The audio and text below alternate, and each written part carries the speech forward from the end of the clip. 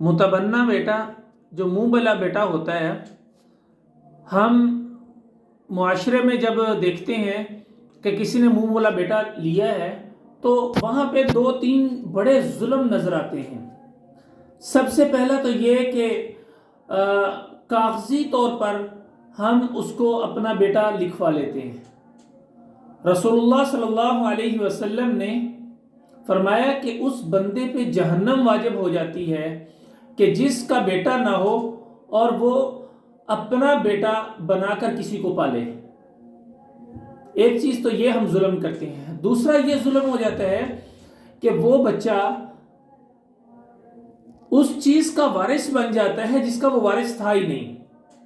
مطلب اس بندے کو قلالہ کہا جاتا ہے کہ جس کی کوئی اولاد ہی نہیں ہوتی، تو آگے ان کی جو وراثت ہوگی مرنے کے بعد وہ بہن کے اندر، بھائیوں کے اندر، یا وہ آگے تقسیم ہوگی۔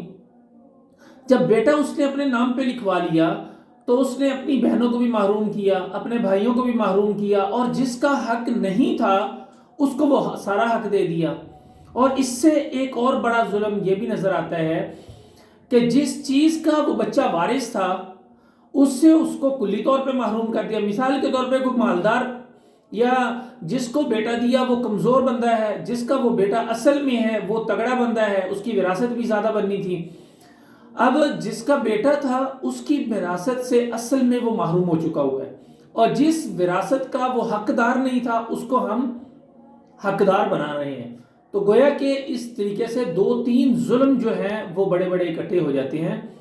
تو اس لیے اگر منہ بولا بیٹا لینا ہو، کسی کے پاس اولاد نہ ہو، تو اس کو صرف بیٹے کے طور پہ ہی رکھا جائے، منہ بولا بیٹا متبنہ بیٹے کے طور پہ رکھا جائے۔